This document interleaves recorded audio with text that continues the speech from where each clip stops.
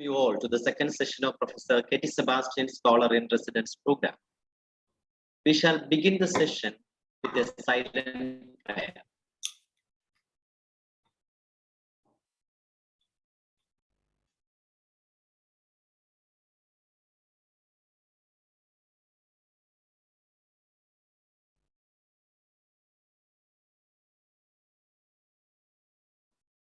Dear participants, I have certain humble request to you as we begin the session. One is, please drop your PM.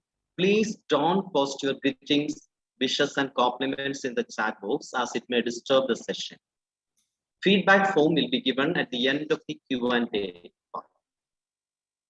Respected Professor Jacqueline Rose, dear teachers, scholars, and students, I am happy to welcome you all to the second session of Professor Sebastian Scholar in Residence program.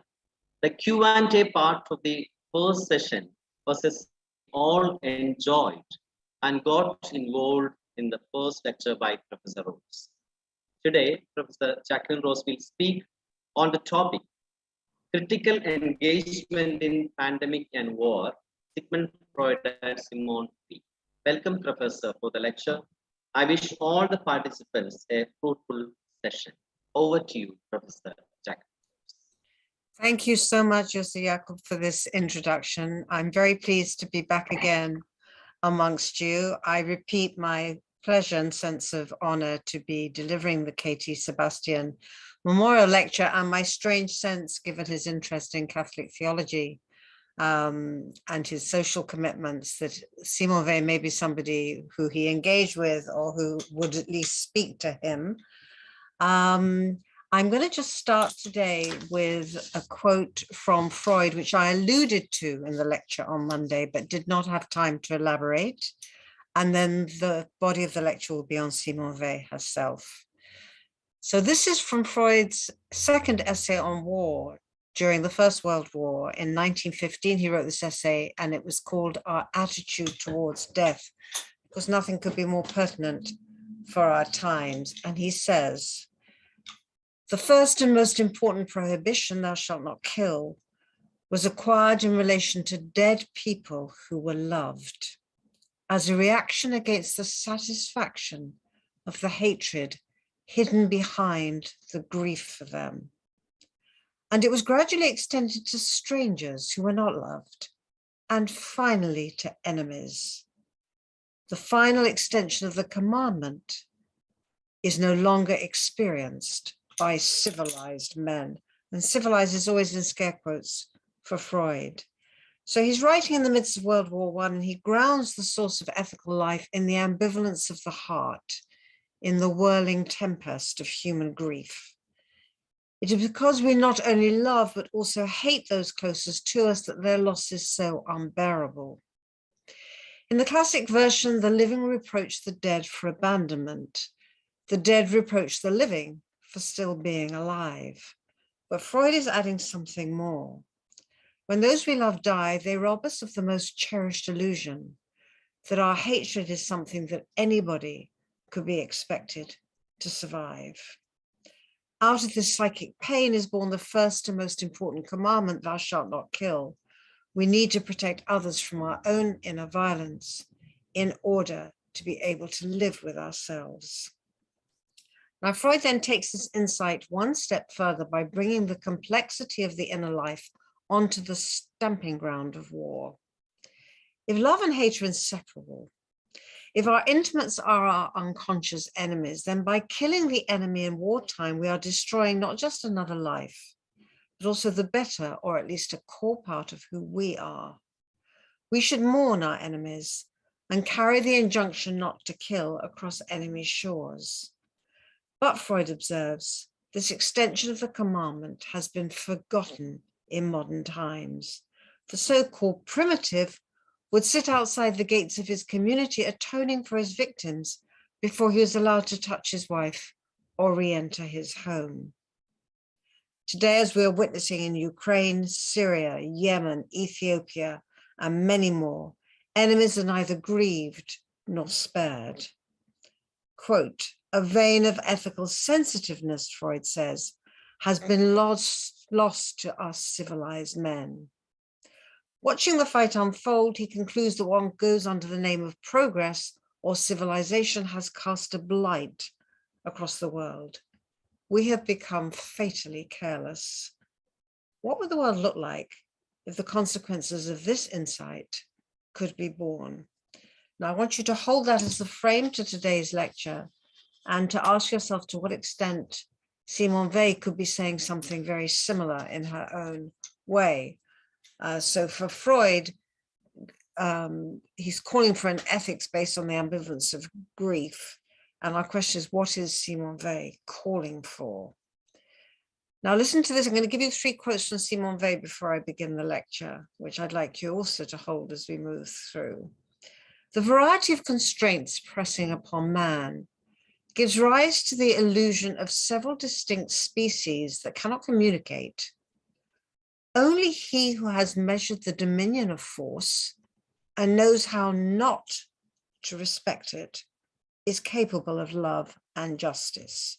So force versus justice, and the delusion of force that different men, quote unquote, belong effectively to different species and can be treated accordingly. Where there is no room for reflection, Simone Weil writes, there is none either for justice or prudence.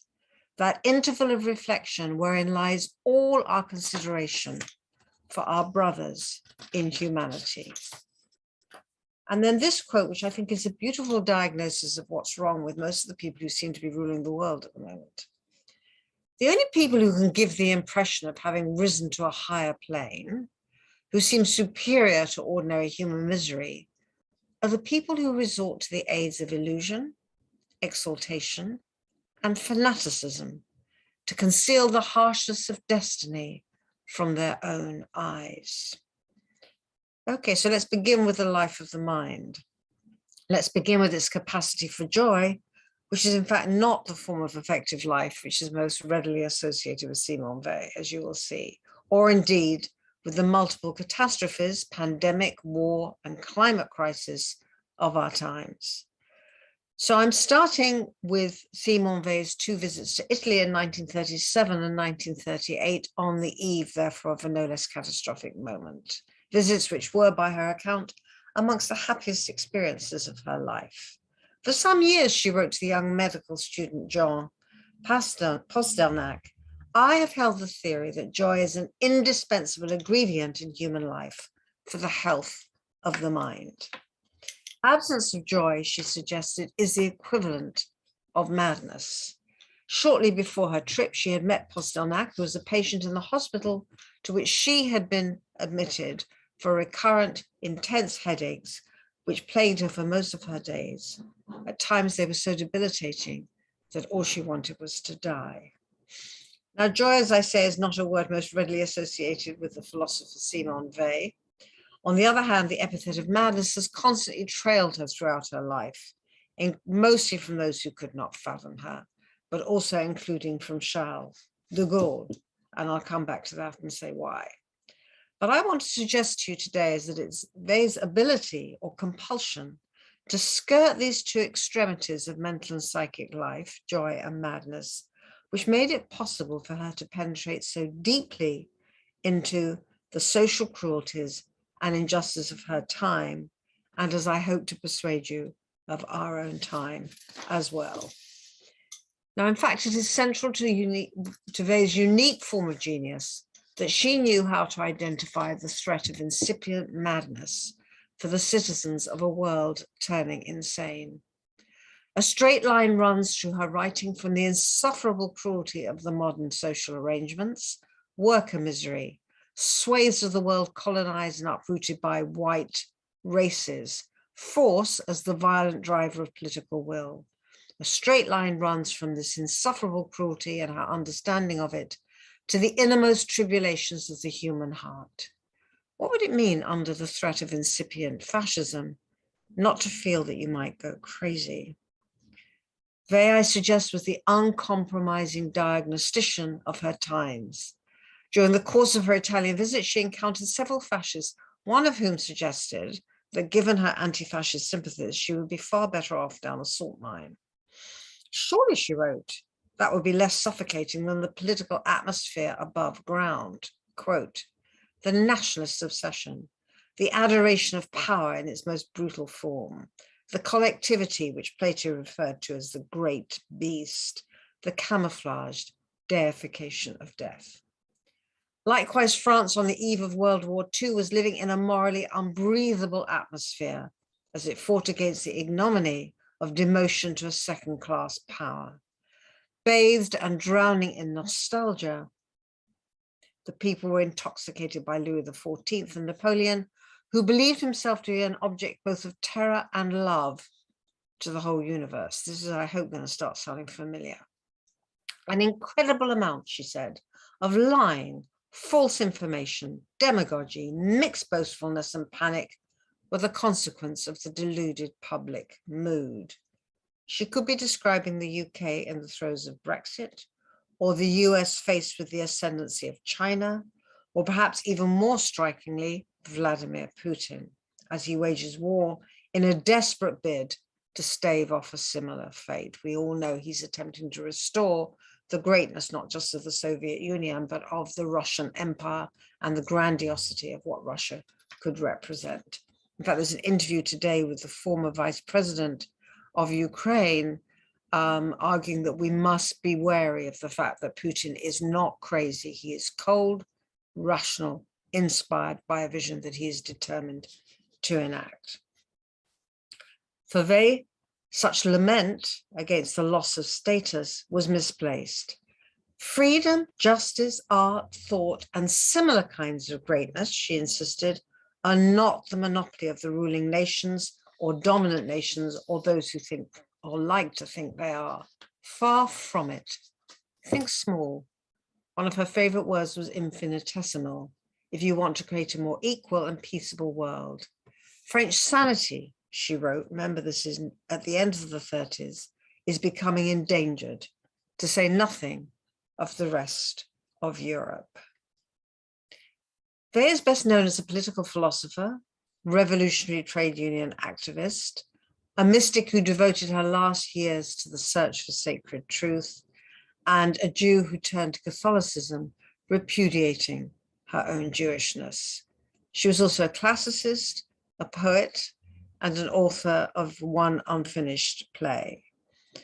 She was haunted by the idea of a statue of justice, a naked woman standing, knees bent from fatigue, hands chained behind her back, leaning towards scales holding two equal weights in its unequal arms so that it inclines to one side.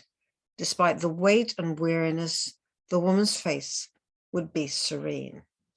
As so often in Vey's writing, it is almost impossible not to read this image as a reference to herself. Although her political and moral vision always looked beyond her own earthly sphere, which she held in more or less steady contempt, she may have been sculpting herself in her dreams, but her template was universal. Justice was for all or for none. Now, the fact that justice was a woman in her vision is not incidental. Killing to prevent a rape was the one exception she accepted to the commandment, thou shalt not kill, the one we began with in relationship to Freud.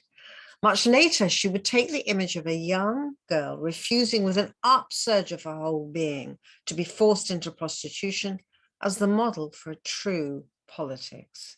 Antigone and Electra were heroines, both belonging to the Greek lineage in which she sourced the cultural values she most cherished in the modern Western world. Antigone in particular, she returned to again and again right up to the end of her life for her appeal to an unwritten law that transcends natural rights. Natural rights for her, she believed, always sink in the end to the individual claim. The Greeks, on the other hand, she insisted, had no notion of rights. They contented themselves, this is a quote, with the name of justice. Now, Vey was convinced she would be forgotten, a prospect which did not seem to dismay her.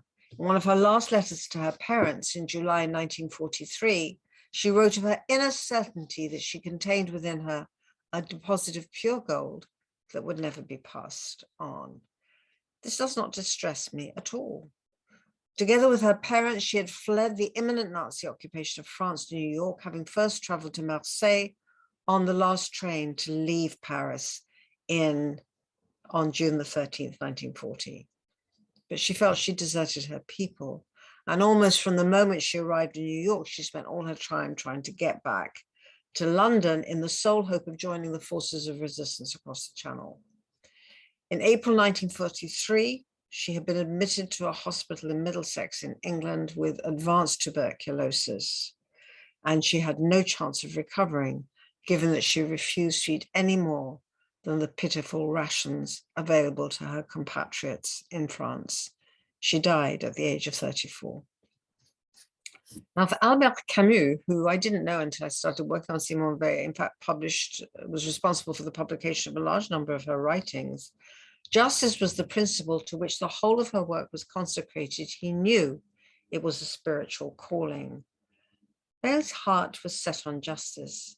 It was her refrain, a recurring principle in pretty much every stage of her writing from start to finish. The concept of justice renders futile any attempt, though many have had a good try, to separate Weil the mystic from Weil the activist, or Weil the lover of God. And there was a really interesting question on Tuesday about God, so I hope that will come back today, from Weil the factory worker who felt that the only way to understand the iniquities of the modern world was to share the brute indignities of manual labor, which reduced women and men to cogs in the machinery they slaved for. Right to the end, she grappled with the question of how to conduct oneself in the service of a more equitable world. Okay, so this is a quote from one of her students when she was teaching in Rouen in 1934.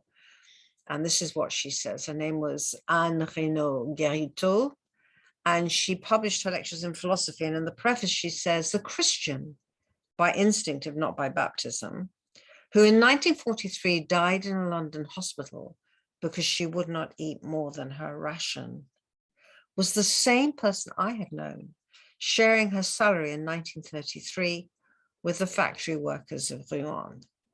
Now, in both cases, as I see it, Weil was weighing her actions in the scale of justice. Far from being a narcissistic act, as these forays on her part are characterized by her critics, serving her own conscience or slumming it when she went to work in factory and farm, I believe this work is best understood as her way of enacting the proposition formulated by the famous legal theorist J.K. Rawls, that justice will only be done when humans are willing to envisage themselves, and in her case, put themselves in the place of the disadvantaged and oppressed.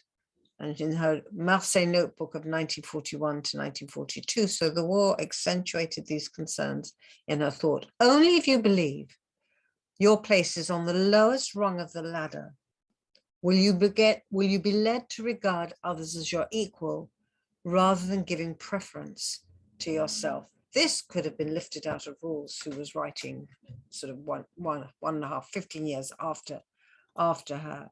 She was not martyring herself. She was demonstrating in her person a form of universal accountability. I envied her, wrote Simone de Beauvoir, for having a heart that could beat right across the planet. Actually, she said the world, I'm turning it into planet because that's where we are today, right? Ray wanted to be in the thick of it. At 11 years old, living in Paris, she had joined the unemployed protesting in the street. In the 1930s, when she was teaching philosophy at the Lycée in Le Puy in the Haute-Loire, she organized and led a demonstration on behalf of unemployed workers who'd been given the thankless task of breaking rocks in the city square. She was charged with incitement and threatened with dismissal from her teaching post. When the committee asked her to explain how come she'd been seen in a cafe with a worker, she replied, I refuse to answer any questions about my private life. Take that as a motto whenever you're in a tight spot politically. The conservative local newspaper of the Haute-Loire described her as the Jewess, Madame Weil, a militant of Moscow. The episode came to be known as the Simone Weil affair. According to reports, the Antichrist had arrived in Le Puy wearing silk stockings and dressed as a man. Only the second was true. they would not have been seen dead in silk stockings. She cross-dressed all her life and was referred to by her parents as their second son. As a young woman, she signed her letters to her parents, your son. Much later, in a letter from New York in 1942, she gave the inner psychic gloss to her impulse towards the afflicted, explaining to a friend from her school years that she only sought hardship and danger because the oppression of others pierced her body and soul, annihilating her faculties.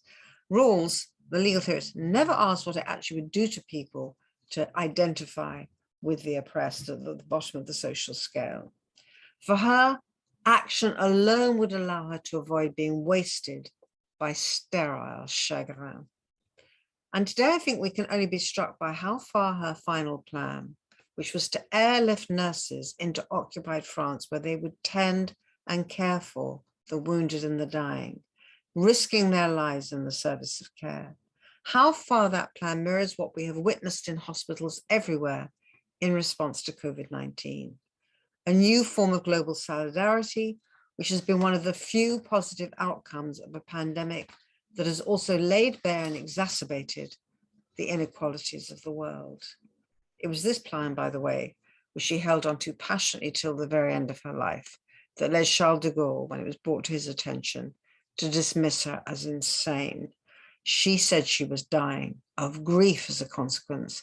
I think it's very important not to assume, as the coroner assumed, and many of us assumed, that Simone Weil simply committed suicide, not that it's ever simple. Okay, a key question, which has vexed so much political thought, is why is justice so elusive? In its contemporary form, it asks why, given the increased visibility of the world's inequalities, as laid bare by the pandemic, why is justice not universally embraced? Why are people not united in the struggle for a better world? Weil's own struggle with this question, which runs like a silver thread across her writing, makes her, for me, a psychologist of human power. Everyone, wrote the Athenian historian and army general Thucydides in lines which she quoted over and over again. Everyone commands wherever he has the power to do so. No one can resist mastery over others because the alternative to be dominated is far too wretched. Quote, "We know only too well," he continues, "that you two, like all the rest, as soon as you reach a certain level of power, will do likewise, so that you is generic and aimed at everyone. Justice therefore requires, before anything else, a laying down of arms in both senses of the term, a supernatural virtue, according to Thucydides, because however advantaged you might be, it involves behaving as though the world was equal. Supernatural therefore suggests two things: inspired by divine grace and requiring superhuman effort, as if it were too much, in fact, to ask of anyone. Now, these reflections on power come slap bang in the middle of her 1942 text, Attends de Dieu, which is her deepest meditation on God. The true God is conceived as all-powerful, she writes, but not as commanding, or rather as not commanding everywhere he could. This makes God the one exception to Thucydides' rule, which whoever has the power to do so will command others beneath him. In fact, God only brings the universe into existence by consenting not to command it. Through creation, God renounced being everything because he sent off sparks of himself into the world, so he was no longer complete. To revolt against God because of human misery is to represent God as a sovereign. For God not to arrogate his power would make him a tyrant. It then falls on humans to create a better world, which can be seen as a form of freedom or divine abandonment, or indeed as both. Now, most often translated as waiting for God, attendre de Dieu might also be rendered as God's expectation. It is God who is waiting for man to fulfill this promise. To do so, he must relinquish the misguided belief cherished by the strong that the justice of their cause outweighs that of the weak. Nothing, we might say, perpetuates injustice as much as the belief of the privileged that their privilege is just. Or as Vey observes in one of her notebooks, the rich are invincibly led to believe they are someone. That's one of my favorite quotes from her. They believe they are someone, someone above everybody else. Now, note how the ills of inequality translate into a form of collective psychic being, which grants individuals the impunity to recognize no one other than themselves. She could be talking about today. The privileged seek to allay their bad conscience, either by defiance, it is perfectly fine that you lack the privileges I possess, or through bad faith. I claim for each and every one of you an equal share in the privileges I myself enjoy. That could be Boris Johnson with his policy of leveling up, of course, about which he's going to do absolutely nothing. The second she comments, I claim for each and every one of you, is condescending and empty. The first is simply odious because it is a complete lie. And if US conservatism seems unapologetic in affirming the former, my privileges are fine, British conservatism has historically oscillated between the two. Now, today, the idea of checking your privilege, I'd be interested to know if this phrase is one that circulates in your midst, but checking your privilege has entered the public lexicon in the West to be met with a barrage of criticism, as if keeping an eye on your privilege somehow makes it all okay. Almost a century ago, Vey had already raised the stakes. She was light years ahead of her time. Now, faced with the social affronts of her moment, the self-preference of those at the top of the social ladder, Vey, we could say, goes as far as she can in the opposite direction, laying down all claim to or on behalf of herself. This is the foundation of her mysticism. Now, in her opera Decreation, the famous poet Anne Carson gives a poetic rendering of Vey's thought. Quote, "When I am in any place, I disturb the silence of heaven by the beating of my heart." Now, these words that Carson places in the mouth of Marguerite Poreta, the 14th century French mystic who was burnt at the stake, and who, along with Sappho and Vey, make up her triad of muses. For Carson, Simone Weil is best read as creating an erotic triangle between God herself and the whole of creation. No self-regarding individualized subject, she is therefore always effaced. I am not the maiden who awaits her betrothed, but the unwelcome third. Vey, Carson writes, is trying to express a profoundly tricky spiritual fact, which is that I cannot go towards God in love without bringing myself along. A bit like the people joke that was once given to me, which is the only thing that's wrong with this holiday I'm preparing to go on is that I'm going on it, right? So the same point. If only, the Vey voice laments in Anne Carson's opera, if only I could see a landscape as it is when I am not there, a plea which has extra resonance at a time when we're facing the destruction that humans have wrought on the planet. For Carson, it is the property or nerve of the mystic, notably the woman mystic, to enter a zone of absolute spiritual daring, one where the self or ego dissolves. Now, this is just one moment in Vey's thinking which resonates with psychoanalysis, whose birth, in fact, coincides with her life. She was born at the end of the decade that saw the publication of the Interpretation of Dreams, and she died 4 years after Freud.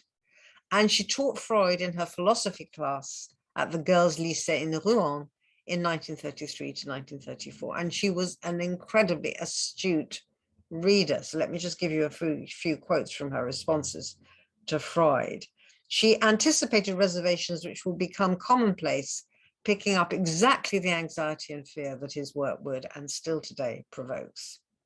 The danger, her word, of Freud's work resides in the idea that purity and impurity can coexist in the mind. Quote, "Thoughts we do not think, wishes we do not wish in our soul, like," in one of her best analogies, "like wooden horses in which there are warriors leading an independent life." Are there really in our souls, she objected, thoughts which escape us? It would take some time before she herself would embrace such a radical disorientation of the ego as the only viable spiritual and psychic path to take. What we believe to be our ego, she wrote in 1942, is as fugitive as a wave on the sea. Now, crucially, none of this detracts one iota from Vey's passionate presence in her own life. How, Carson asks, can we square her dark ideas with the brilliant self-assertiveness of her writerly project? The answer is we can't. For Carson, Vey's thinking, writing, and being are the best riposte to the risks she takes with the depths of her own mind and soul. However bleak the terrain, the fight against tyranny never ends.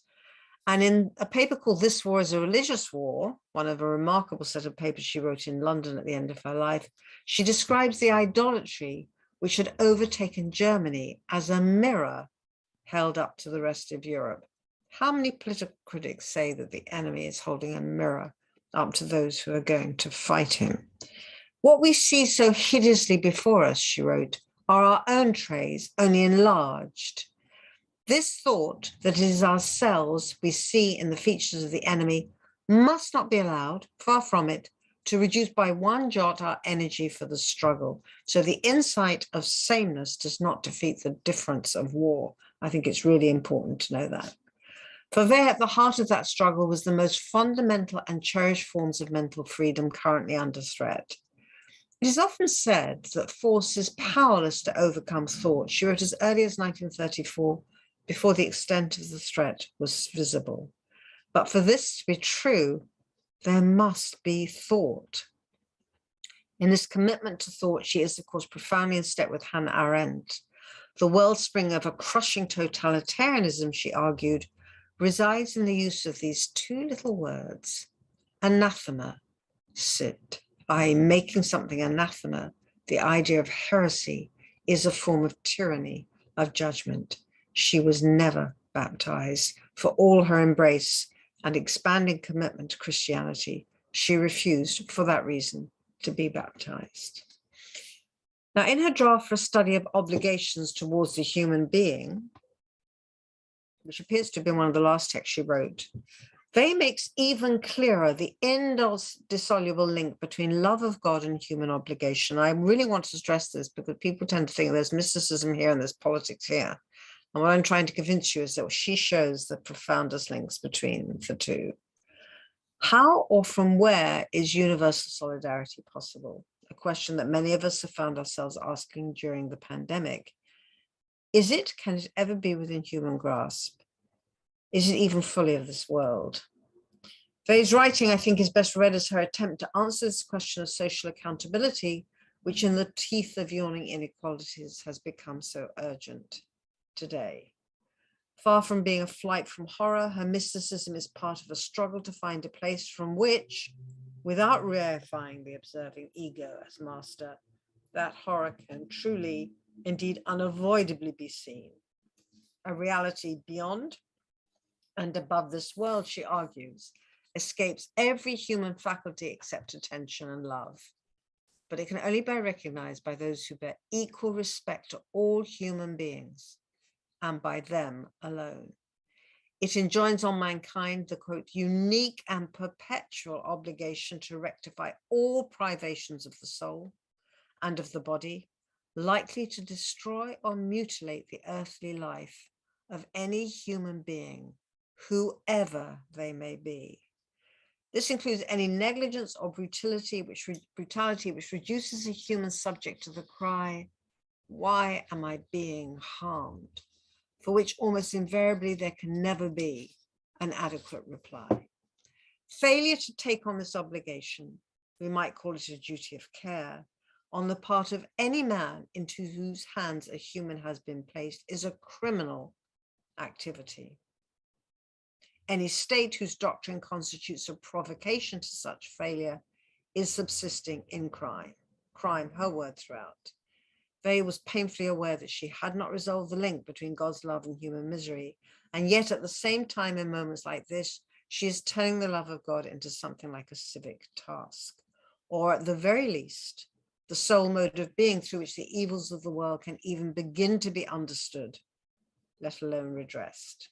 Remember, these essays are written in London in 1942-3, in the midst of the Second World War. So Hitler's Germany is the criminal state that she is talking about. Their spiritual journey was therefore far from being an exit from political life and thought. Her encounters with God, and in her notebooks and diaries, she talks of 3 visitations, intensify her earthly commitments.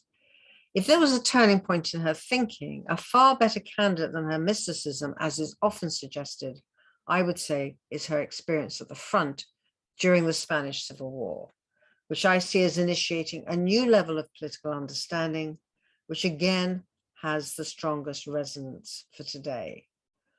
What forms of harsh madness, she had already asked in the Iliad or the Poem of Force, her 1939 essay, which is undoubtedly her best known. What harshness, harsh misery does war make humans capable of? She had learned from the writer Georges Bernanos and others of the atrocities being carried out by the insurgents against Franco's veterans, including the retaliatory murder of children, the killing of a 50-year-old boy who'd been offered the choice between death and joining the anti-fascists, which he refused to do, the young baker murdered in front of his father, who promptly went completely mad.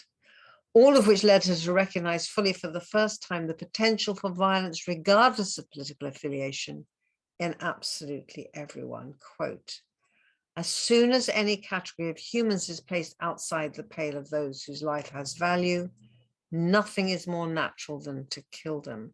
This could be Wendy Brown on disposable bodies or Judith Butler on grievable lives. And in her recent phenomenological reading of the pandemic, Judith Butler talks of the pandemic as a form of catastrophe which disrupts all the existing parameters of the world we believe in or live in. What World Is This is the title of her book.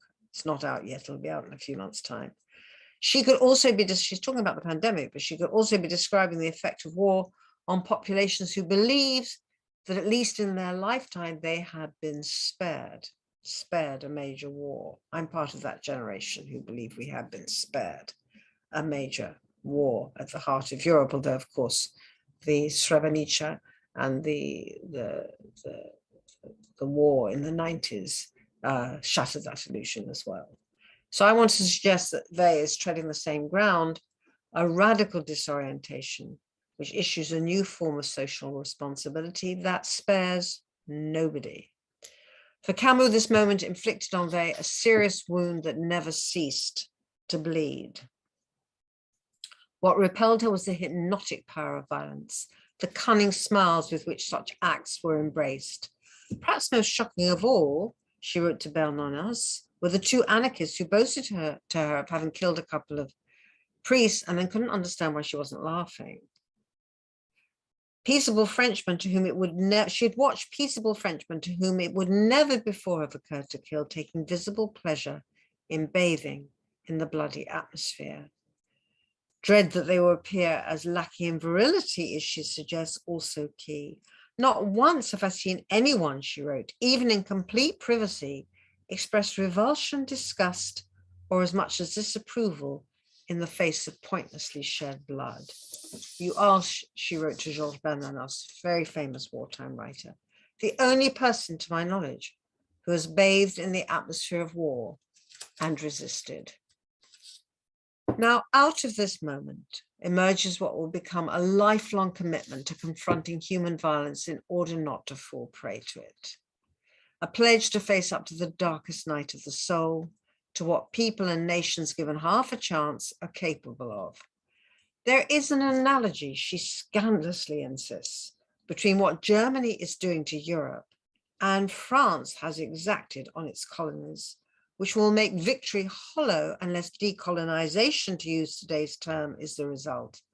I must confess, she had written to the editor of a Communist Party newspaper in 1938 when she was still opposed to the war against Hitler, I must admit that to my way of feeling, there would be less shame for France even to lose part of its independence than to continue trampling the Arabs, Indo-Chinese, and others underfoot.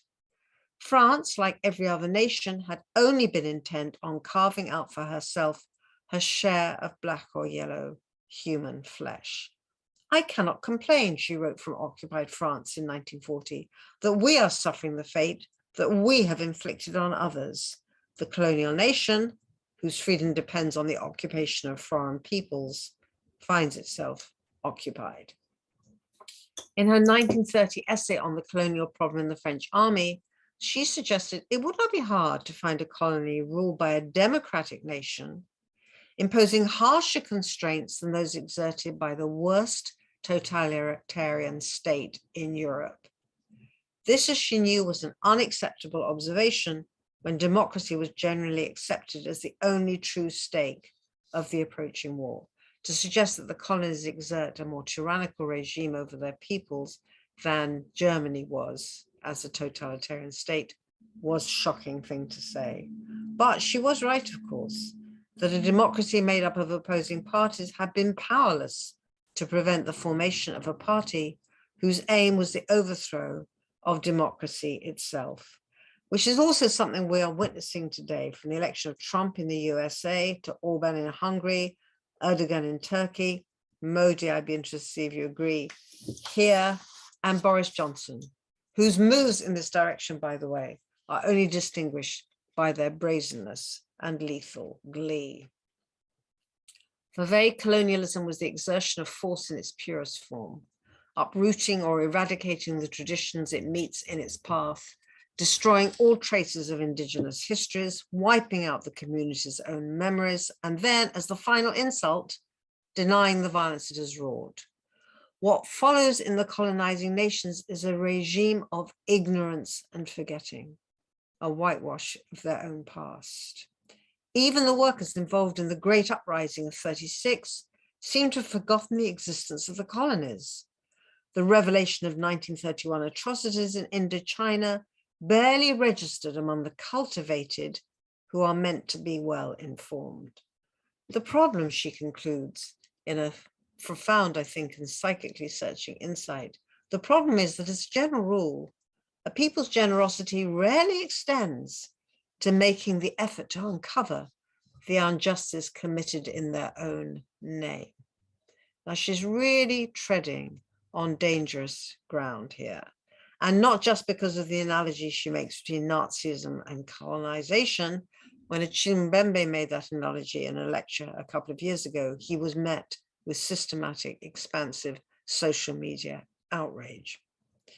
She is describing, in fact, what psychoanalysis will subsequently theorize as the process of projection, a way of ridding oneself of anguish, which makes it more or less impossible for human subjects, regardless of what they may have done or might have been enacted in their name, to shoulder the burden of guilt, whether historic or personal. Now listen to these following lines, as I really do think they could have been lifted straight out of the writing of the Austro-British famous psychoanalyst and legatee of Freud, Melanie Klein. Insofar as we register the evil and ugliness within us, it horrifies us and we reject it like vomit. Through the operation of transference, we transport this discomfort into the things that surround us. We get rid of it, basically. But these same things, which turn ugly and sullied in turn, send back to us, increase the ill we have tried to lodge inside them. In this process of exchange, the evil within us expands, and we start to feel that the very milieu in which we are living is a prison. Now, Vey knew the process of projection at first hand. Her headaches made her feel she wanted to besmirch the whole universe with her misery in order not to have to feel or contain the pain. She writes this in her diaries. She also found herself wanting to hit other people on the head. And of course, like all acts of projection, this would simply have made matters considerably worse. Christianity would then be the reverse of projection, as Christ takes the burden of the world's misery onto himself. Again, in anticipation, this time of Judith Butler on the precariousness of human life, Vey argues in a strange and most likely unintended echo of Freud on the death drive, which we discussed on Tuesday, that death is the norm, quote, the norm and aim of life. Only, she writes, if one recognizes with all one's soul the frailty of human life and the mortality of the flesh, and admit that we are a mere fragment of living matter, will we stop killing? The resonances are as political as they are personal and intimate, not least for a nation on the cusp of victory. And this is from her 1940 essay on the origins of Hitlerism. The victory of those defending by means of arms a just cause is not necessarily a just victory, end quote. She was pleading with the Allies when the moment arrived not to disarm Germany by force. The only way to avoid doing so would be for the victors, allowing that is their destiny, to accept for themselves the transformation they would have imposed on the vanquished.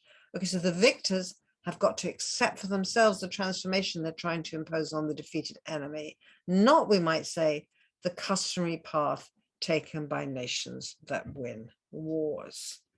She's proposing a radical identification across enemy lines. Think back to the quote I read from Freud. This is rules in an international military colonial frame with a psychodynamic gloss. To re-evoke de Beauvoir, it is Vey's heart beating right across the globe. So one question that anybody amongst you who are at all familiar with Vey's work, I would like you to ask is, why has the psychodynamic aspect of her thinking and writing received so little attention? Vey is offering at once a diagnosis of her time and, in response, proposing a new ethic, one which goes way beyond empathy. It is something more like magical thinking, because by giving over one's very being to the wretched of the earth, she lists pauper, refugee, black, the sick, the reoffender, you are flipping what she calls the natural revulsion which humans feel towards misery. Natural, that is, for those who have even minimally been spared. You are turning disgust into a willing and tender embrace. It is as easy, she suggested in another fabulous analogy, it is as easy to direct the mind willingly towards affliction as it is for a dog with no prior training to walk straight into a fire and allow itself to be burnt to death. An upsurge of energy transports you into the other. You lose yourself in allowing the other to be, contrary to power, which expands to fill all the available space.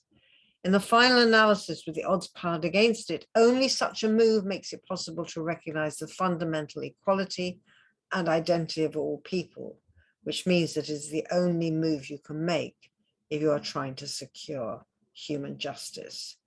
It is then all the more ironic, and we can talk about this in the discussion if you want to, that the one leap of identification she herself seemed incapable of making was in fact with herself as a Jew. Now, Vey was going against the grain of what she believed at the deepest level humankind to be.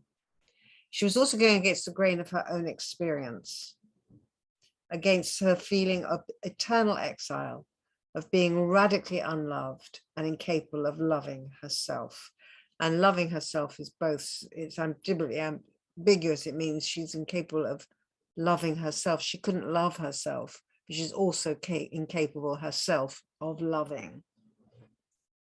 In a spiritual autobiography she wrote to Father Perrin from Casablanca when she was waiting to get to America in May 1942, she told him that whenever anyone speaks to her without brutality, she thinks there must be some mistake. He was the first person in her life who she felt had not humiliated her. You do not have the same reasons as I have, she wrote, to feel hatred and revulsion towards me. I am the color of a dead leaf in the minds of many, she wrote, like certain insects. Now, such moments are often read as indicating a level of despair or mental torment that disfigure her judgment. I disagree. I would argue instead that it is her abjection, and above all her willingness to know and to own it that propel her to the heights of her ambition for spiritual grace, mental freedom, and a fairer world. Thank you for listening. Thank you.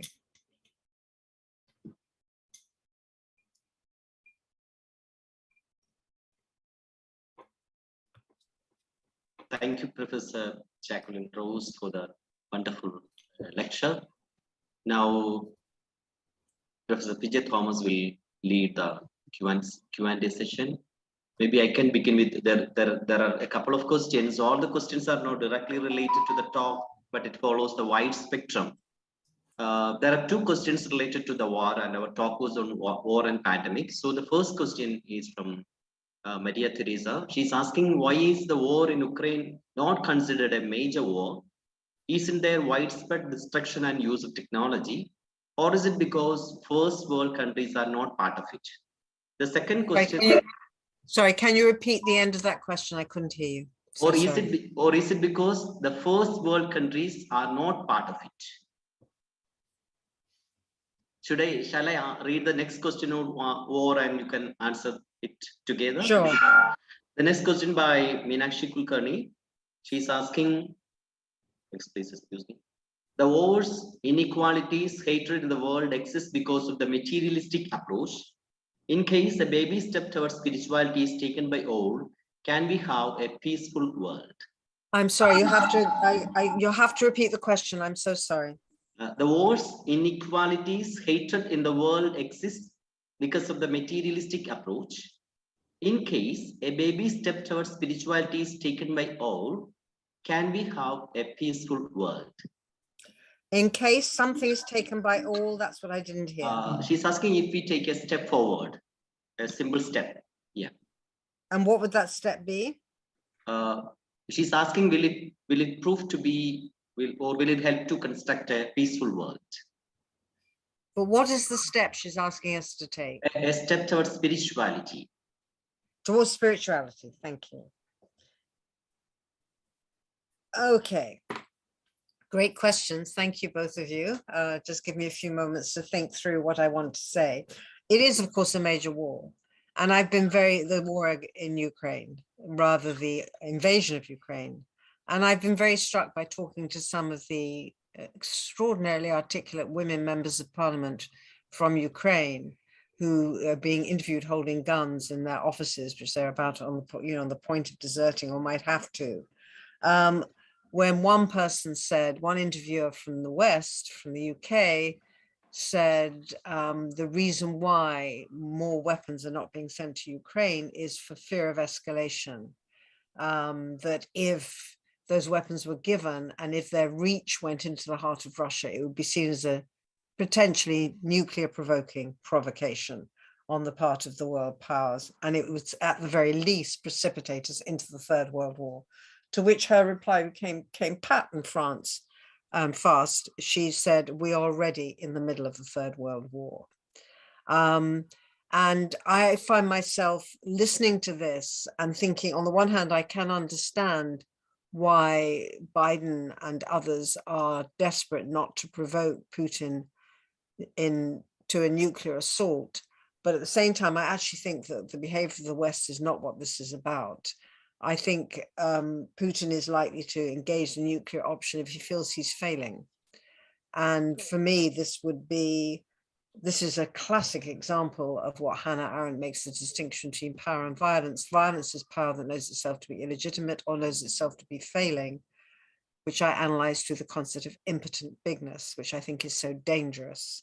So I would say this is a major war. The reason why it's not being described as such is out of genuine fear of nuclear escalation, but also what you say, I think, is right, that the Western is seen as a non-Western problem up to a point, although there's been a flip to that, which is the response to Ukrainian refugees coming into the UK. Although in terms of the Home Office, it's been a disaster because we have a racist Home Secretary. But in terms of the response of the population of Great Britain and the opening of the doors all across Europe to Ukrainian refugees, there's a racist component to that. I mean, why not Afghanistan? Why not people coming from Afghanistan who'd actually been involved in the westernizing efforts of Western governments in relation to Afghanistan and now the most vulnerable? If they come on a boat to England, they risk being sent to Rwanda at the moment. And what people are saying, why not Yemen? Why not Syria? Why not Afghanistan? Why are the Ukrainians being treated so warmly? Why are we responding with open arms? why in fact have the world powers of the West embroiled themselves to the extent that they have, which would be the other side of your question. And the answer has to be race. And that is, deeply, deeply shocking. So that's my response to your very important question. Would spirituality be a step forward towards a more peaceable world? Depends on which spirituality you're talking about. So I would love you to come back and say a little bit more. But certainly for Simone Weil, the path to spirituality is the only way to live in a more peaceable world, because only through a place that is outside the existing divisions of the world are you able to see the world as full of people who are all equal to each other. And therefore, only on that basis will you take on the civic task of justice. You have to suspend yourself into another dimension. Otherwise, if you're implicated in power and politics and exchange and calculation, then you're not going to be able to step outside and see why you are all the same. And I do think some of her insights are really, really staggering, like the one about what Germany is doing is holding a mirror up to the features of Europe. I mean, not very many people say that in that way. It's close to a Marxist analysis. And she was indeed a trade union activist for the first part of her life. Which is to say, and for her, that kind of political equation of people, the fight for equality and the spiritual dimension from where you can see it, and also from where you discard yourself as an over-controlling ego, they were for her absolutely inextricably linked. So I guess my answer to your question is yes. Dear participants, if any of you want to ask a question directly to Professor Jacqueline, please unmute your audio and ask the question, please. We have another question by Balakrishnan. He is asking, with reference to your views on sanity, how do you comment on Eric Fromm's works, The Sane Society and Escape from Freedom? These two works, as sanity was implicated in both the works. Should I repeat or is it clear, Professor? No, this is a very important question, which I assume is referring to Sudhir Thakur, who is the psychoanalyst who has had such an important status in India, in your country. So I would want to hear more from you about this, who I believe was either in analysis with Eric Fromm or who certainly took his inspiration from Eric Fromm. And Eric Fromm's tradition, psychoanalytic tradition, could not be further from the one in which I have embroiled myself throughout my working life, which is the one that comes through a very close reading of Freud and an inspiration through the thinking of Jacques Lacan. By no means not without qualifications and concerns on various fronts, but nonetheless, close to what Simone Weil ends up saying, a belief that the ego is deluded in its mastery in its own home, and that what makes you crazy is holding on to the rigidity of ego identification and mastery and self-knowing, as if that is the kind of civilized subject you should be and struggle to be, at the expense of your conflicts, your ambivalences, your inner violence, and so on. And what Lacan would argue is that if you have a psychoanalysis invested in the ego in that way, there is nowhere for the rest of you to go, and it will erupt as a symptom. Now, that is a very different idea of psychoanalysis than the one that says the ego is torn, as in Freud's famous late paper, The Splitting of the Ego in the Process of Defense. The ego is torn between the superego and the id, not terms Freud ever used, by the way, but never mind, between the ego and the id.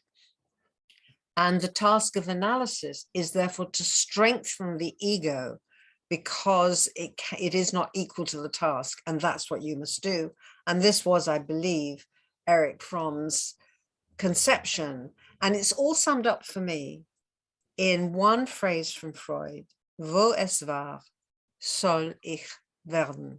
W-O, wo es, E-S, war, W-A-R, wo es war, soll, S-O-L-L, ich, I-C-H, werden, W-E-R-D-E-N. Straight she translates that, where id was, their ego must be, which implies the purpose of analysis is to substitute for the unconscious, bring it to consciousness and master it, and replace, and Freud did indeed say this, replace unconscious repression with conscious condemnation. He said it, but I think it's one of the most un-Freudian things he ever said, because the other translation of that phrase, which is the one that Lacan gives, is there where it was, so must I come to be. Because Freud never used id, ego, and superego. He used ich, I. He used über ich, which means over I. And he used das Es, the it, much more ghostly, much more disturbing. So what Lacan's suggesting is the name of analysis, or the purpose, is to make you traverse back into your unconscious contradictions and torments and allow that mobility into what you falsely believe is the coherence of the ego. Now, having said that, Erich Fromm was not, I mean, he was part of that generation of analysts, along with Lacan's analyst Lowenstein, who left Europe and went to America, and who had seen what had happened under Nazi Germany. And you can understand why, after that history, they may feel the need to see the fortification of the ego, the stabilizing of the self, as the project of psychoanalysis. So there are historical bases to those differences. But I would love it if there was somebody here who could talk about Sudhir Kakar. And also we'd have to go back. I had an amazing PhD student I worked with called Akshi Singh, who did her thesis on psychoanalysis in India and wrote about Boza.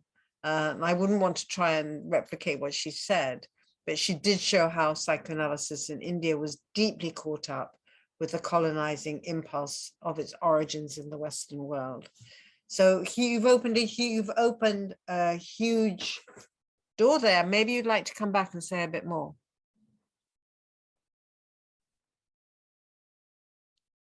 There is a question by Monica Srivastava. She's asking, since you talk about anxiety and fear, there is an increase in death anxiety among people, especially those working in healthcare sector after the pandemic. How do you see this from a psychoanalytic perspective? There is another question which is closely related to that. I would ask that also. Is asking, can you accept courage is life and fear is death? Is it clear, Professor? Whoa. Okay, hold on. Let me just look at that. They're intimately related, the two questions, or they're from different people. And the first one relates both to Freud and to Simone Weil, to what I've been discussing these last couple of days.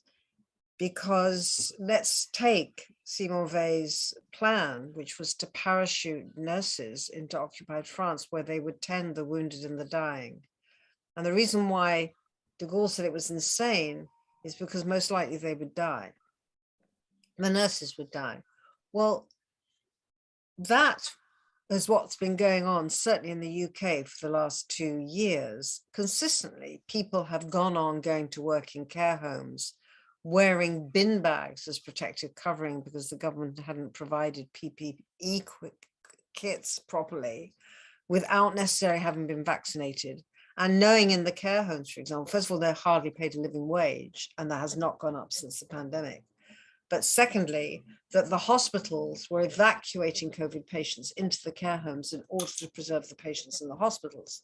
So, you know, the situation, the conditions under which the care home people have been working the last few years have been on the verge of the inhuman and self-sacrificial, exactly what was dismissed by Charles de Gaulle as insane when Simone Weil proposed it. And by the way, she proposed that she would be one of the people who were flown into occupied territory to tend the wounded and the dying. And I want to say something which might sound a little bit odd, which is, on the one hand, you're absolutely right that for people living, doing that kind of work, they experience a kind of anxiety and a fear. But there's also been some absolutely beautiful writing by people like Rachel Clark, who is a palliative care doctor, who has written about what it feels like to be in touch with death in a situation where it's not being rejected or refused or repressed or silenced or understated. And it's as if the pandemic has brought a slap up against Walter Benjamin's objection, which is that in the Western world, death is no longer part of the living. Death has become something isolated. There is no longer a room in every house in which somebody has died. And it's something that people don't want to think about, as in the famous joke that Freud tells of the married couple who are talking about their future. And the husband says to his wife, when one of us dies, I will move to Paris, right? So he has, as it were, assumed that he is going to outlive his wife. I mean, it's a moment of aggression and also of unintended humor.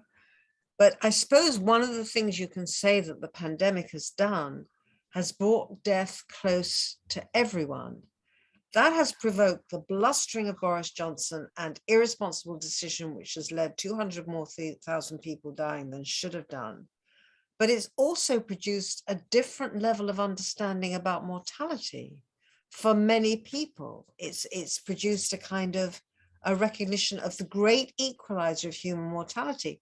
At the same moment as Musk has been sending things into space, at least one of the multi-billionaires have been investing money in Silicon Valley in order to find a cure for aging, if not for mortality, which he says will soon come to be seen as a problem. Mortality is a problem available to be solved.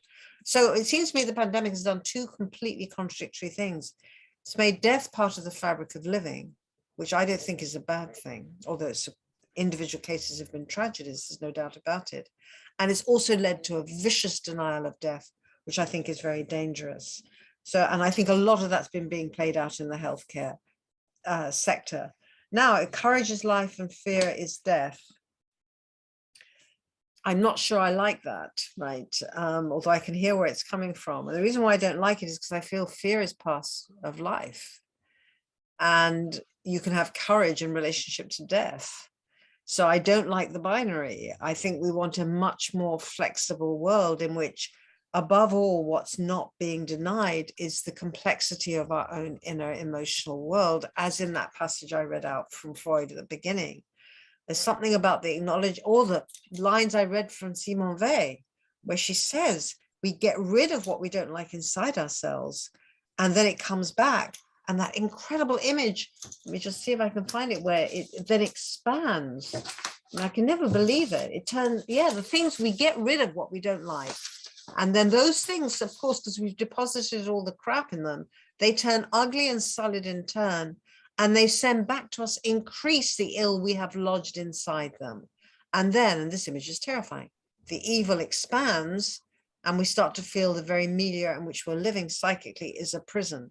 So I think everything I've said over the last couple of days has been an attempt to say, and this is a psychoanalytic insight, not quite the same as Eric Fromm, but it's a psychoanalytic insight, which is that it is the acknowledgement of one's own inner violence, which is the only basis on which you can generate an all-inclusive, just human ethics. And you have to go down that path. So, I mean, your questions are brilliant, but I think the pieces on the square need to be moved around. The pieces on the board need to be moved around a bit. Thank you. Professor PJ Thomas, would you please? Yeah, are there more questions in the chat? Because I can't access chat from my device. Are there questions? Yes, sir. Yes, there are questions. Please read. Okay, I thought you are going to ask a question first then. Okay, then I shall read. So the next question is from Shruti Pant Banerjee. She's asking, what is a long question? I shall read it out. What is your view on the system of having a constitutional monarchy like British? Quoting Walter Bagehot, the best reason why monarchy is a strong government is that it is an intelligible government. The mass of mankind understand it. and they hardly anywhere in the world understand any other. It is often said that men are ruled by their imaginations, but it would be truer to say that they are governed by the weakness of their imaginations. Would love to hear your view on the system of constitutional monarchy from a psychoanalytic perspective. Well, I think you've sort of answered your own question, which is that the monarchy performs a phantasmatic function. I mean, which is overwhelming. I mean, what we've seen in the last week, which I'm sure you've noticed there's been a platinum jubilee, what we've been seeing is a classic case of splitting. It's been absolutely remarkable. So on the one hand, you've got Kate and William, who are presented as this idealized regeneration of the monarchy, the perfect nuclear family, the perfect reproductive nuclear family. And not for nothing has that, by the way, gone hand in hand with their disastrous visit to Trinidad and Jamaica, where I don't know if you saw the shots of them in the car, standing up in open top cars with a huge hat on and very elegant clothing, driving around the community as if they were royalty, which of course is what they are. But they behave, you know, as Mustafa Safwan, the wonderful Lacanian psychoanalyst, said at one point, there's no problem in being Napoleon. The problem is if you believe you're Napoleon, then you're in serious trouble. Okay, so I say the problem with William and Kate is that not just their royalty, but that they believe they're royalty. And of course, they then had the responses of those countries saying, we do not want the Queen anymore to be a constitutional monarch.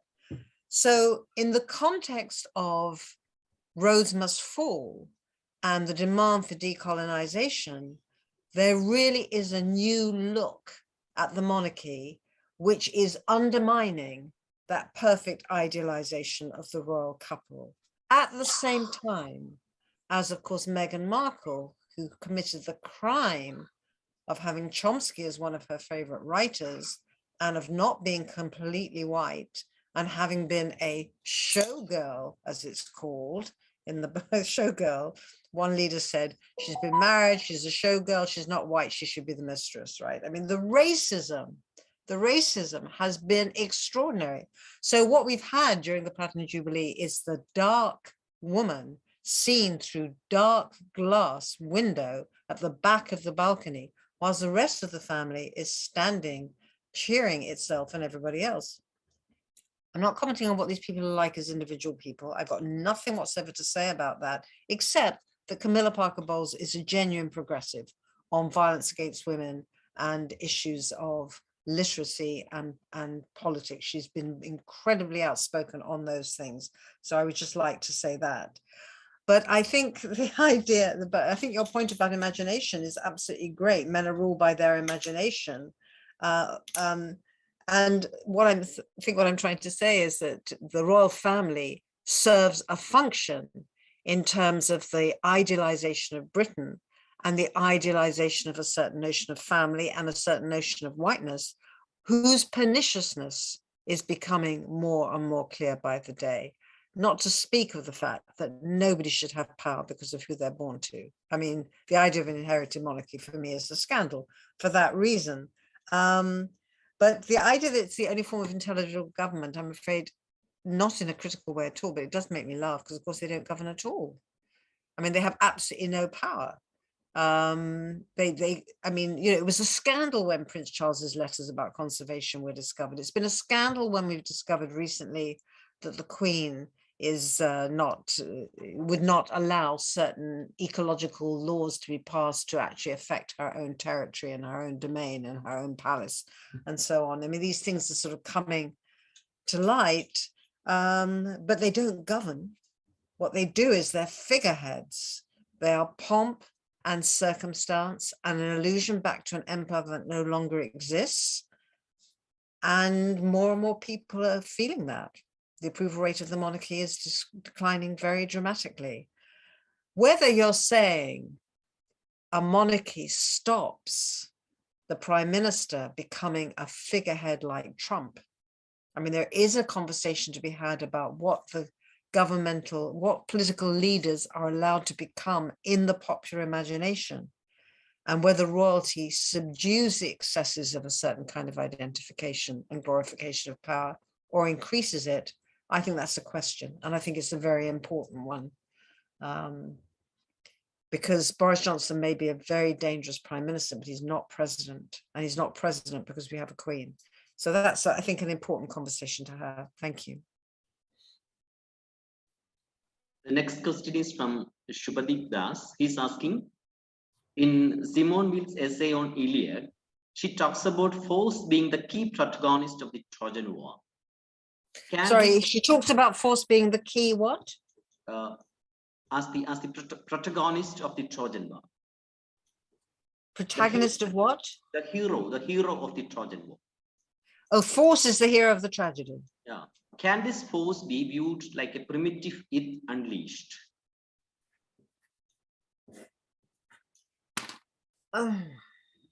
Okay, I'm not sure I fully understood the question, but I don't like the idea of the word. The word primitive seems to me very complicated. I don't think that Freud is, I think the idea, okay, let's start with something very simple. Nearly every time Freud is translated as using the word instinct, he's in fact in the German used the word Trieb, T-R-I-E-B, which means drive. And the drive sits on the border between the psyche and the soma, but it is not reducible to biology. So I think the idea that the unconscious contains primitive impulses is really a misreading of what psychoanalysis is saying. So if you go back to the studies on hysteria, it's very important that what Anna O is suffering from is her ambivalence towards her dying father, who she grieves and rages against. And she is literally paralyzed by that contradictory affect, and her body paralyzes as a consequence. So I think it's very important not to fall into thinking of there's something primitive that needs to be controlled. I think force, I think the essay on force, and I'm sorry we haven't had a chance to discuss it, is really quite stunning. And in fact, I started off today with some quotes from it, and I've got a whole ream of quotes from that essay, which I think is her most interesting, because she sees force as dangerous when it's allied to political power and when it believes itself to be justified in the ways that I discussed in my lecture. But she also believes that the ethic she's trying to promote is represented in the poem by the moments of identification between victor and vanquished. So she sees both things going on, force as brute force that is to do with transcendent power in the way that Thucydides describes it, and then something that can break the barriers that force erects and lead to reflection and the love of enemies. And those are the two things she's setting against it. So I think it's a rather beautiful medley. And the word primitive, I would keep away from it. I think it's a high risk word to use. And Freud, at moments, he uses it in the most ethnocentric way possible. And then he does things like the passage I just read out to you, that actually the origins of ethics arises out of so-called primitive man's ability to tolerate ambivalence. And this is something that has been lost to so-called civilized society. So the hierarchy between the so-called primitive and the civilized flips completely in that moment in Freud. I'm not sure, you may want to come back. I'm not sure I've completely answered your question. Okay, there is an interesting question from Prajna Paramita. She's asking, why is it so much easier to hate collectively rather than individually? Hate collectively rather than? Individually. Why is it so much easier to hate collectively? I didn't hear the end. There is no explanation. She's asking why collective hatred is easier than individual hatred. Yes, well, it's very interesting, isn't it, that Freud is known for his writings on sexuality and hysteria and dreams, and much less known as the social thinker that he equally was. And one of his most famous books on that subject is Group Psychology and the Analysis of the Ego, is how it's translated, but in fact it should be Mass Psychology and the Analysis of the I. And he talks about how groups formulate themselves in such a way as to expel everything negative, exactly like Simone Weil's quote about getting rid of what we can't bear to see inside ourselves. How we expel to the fringes of the group what we cannot tolerate inside ourselves, and that gives us license to kill. And he also talks about the fact that how his first essay on war, in Thoughts of the Time on War and Death, is all about your question, which is under what circumstances are men given permission to enact forms of drive and behavior and hatred, which in society they are required to subdue. And of course, war is the obvious place to go. And he says the reason why people go mad in war is because they're suddenly being not just given permission to do something the whole of their social identity depends on not doing, they're also being encouraged to do it. And they're being called heroes for doing it. Which is why, of course, countries are so bad at dealing with the psychic fallout from war, right? They do not want those people to sully the idea of a pure victory. They do not want the psychic cost of war to be either paid or told. So why is it easier? It's easier to hate someone who you can say doesn't belong to you. I mean, you've answered your question. I think it's a great question. The problem is the ambivalence towards the people we love. That's what suppresses in the pandemic as well. Everybody is a perfect person we've lost. We can't say any of that anymore. They have to, there's a real impoverishment of the process of grief that goes on during the pandemic. It's because we feel that intolerance of affect towards the people who are close to us that it is so comfortable to project it onto the outside. By the way, if you're interested in this question, after Freud, Bion, who worked in India and wrote about psychoanalysis in India, was the analyst who took Freud on groups even further.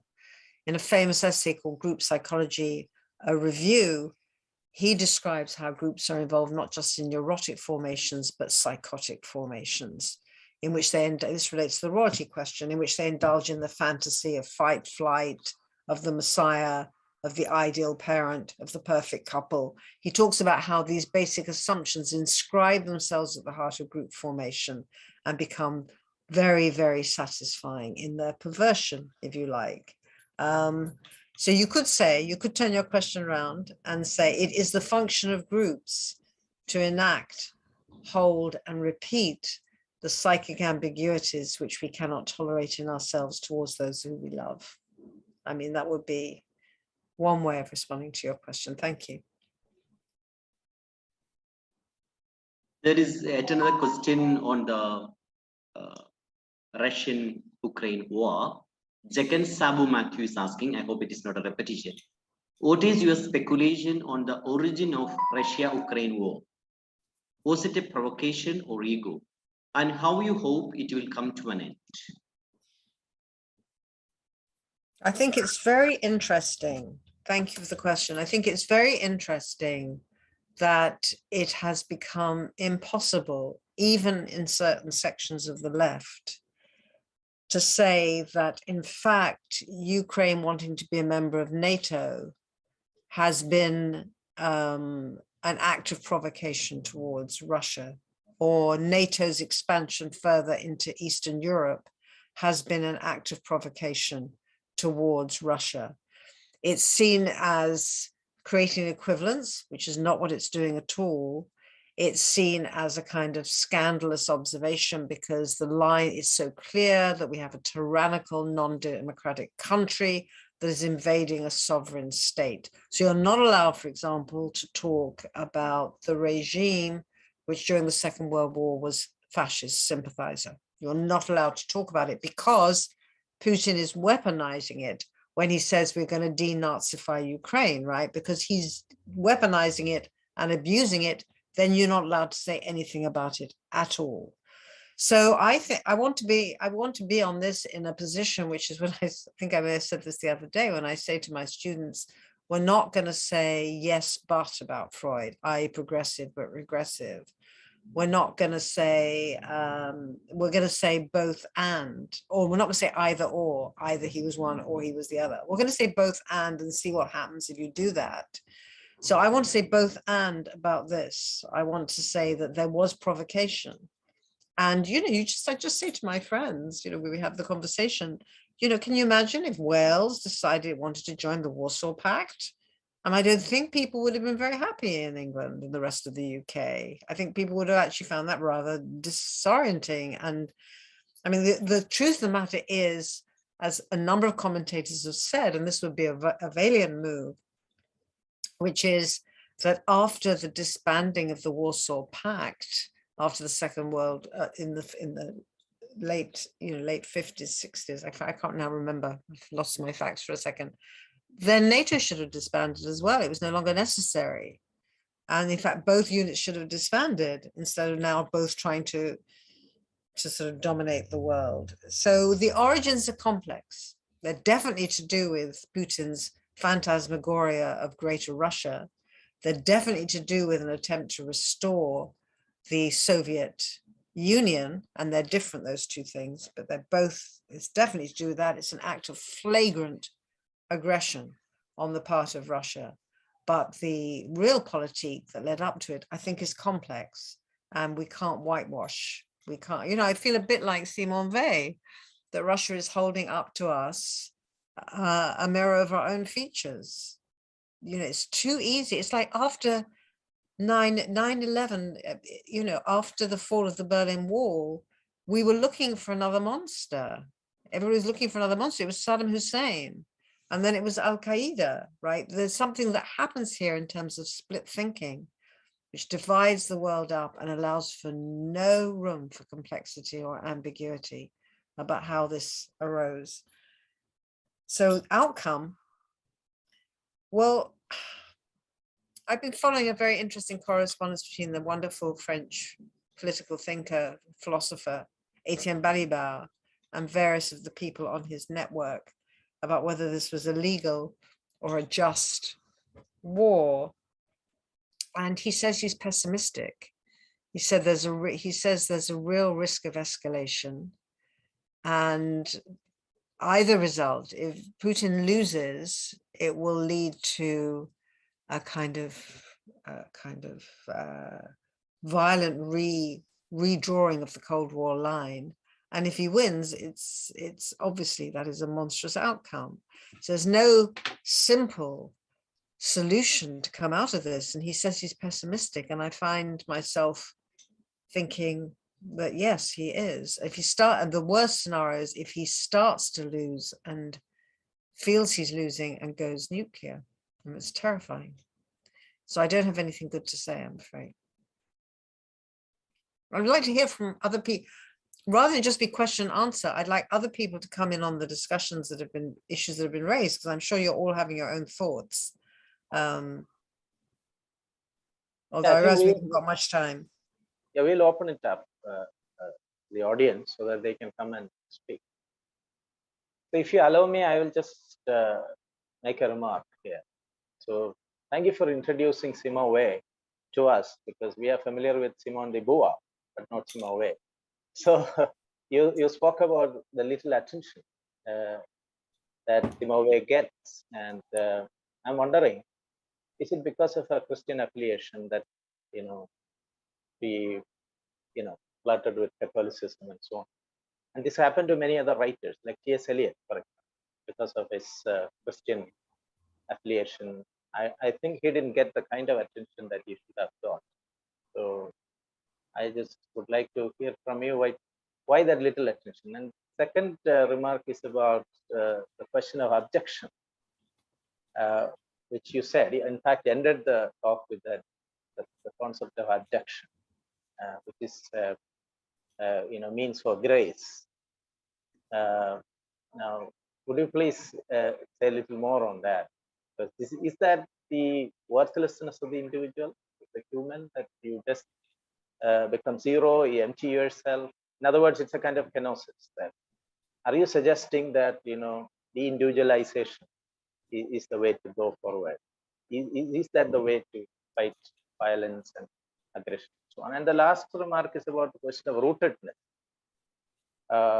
It's very interesting that she left Judaism and almost got converted to Christianity. And Sorry, I can't hear. Sorry, could you, your last point, could you say it again, please? Well, the last one is about rootedness. You're talking about rootedness, and she writes about rootedness, but in practice, she leaves her roots, that is Judaism, and becomes a Catholic.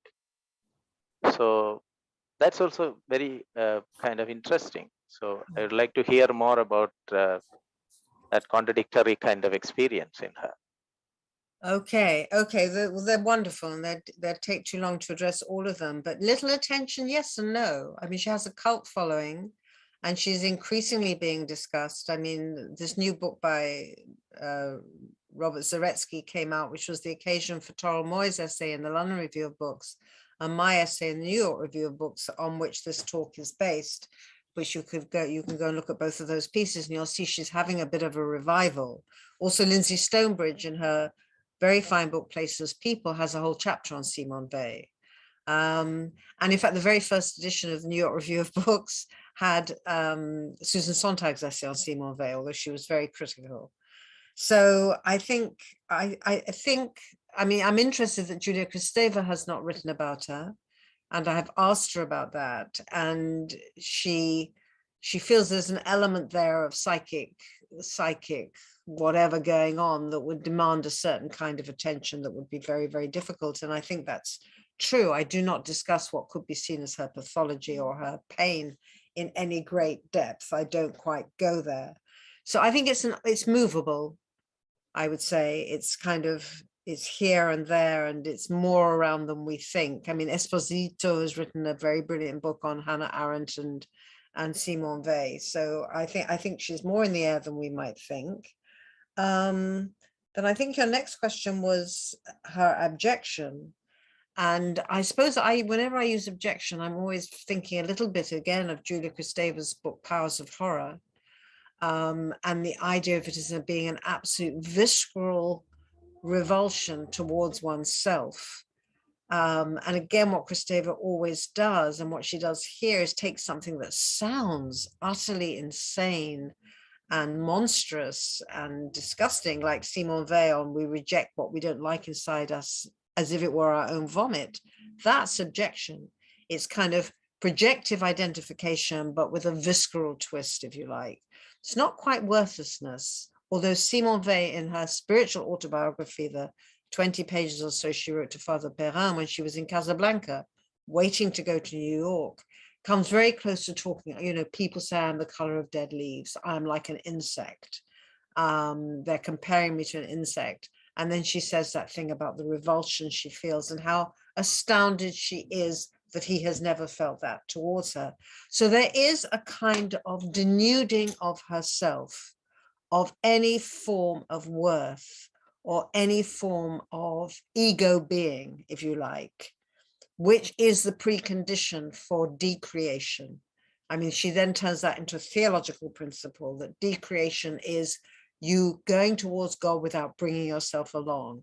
It's almost impossible. And she thinks, of course, that's what God is doing, because she wants to wrest spirituality of any potential tyranny or psychic evasiveness. So I think she's rather remarkable on that front. I think then individualization, no, it's the last thing she wants. She's certainly not saying that individualization is the way forward. She's saying the ego is as fugitive as the waves on the sea. And she's arguing, she has a big dispute at the end of her life about the concept of human rights, where she writes a wonderful essay called Personhood and the Sacred, where she argues against personalism and against personhood, and says there is something in every human subject which escapes both them and anybody who knows and loves them. And it is that escaped element of who we are, which you can call spirituality, which is the only position from which the world can be known or judged or repaired. So I think she's really anti-individualistic in that sense.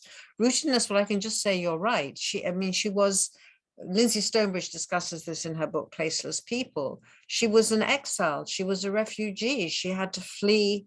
She fled Paris. She went to Marseille. She then ended up in Casablanca. She then went to New York. She then went back to London. She tried to get into occupied France. I mean, she is a rootless person. But she also has an analysis of rootlessness, which is colonization. Right?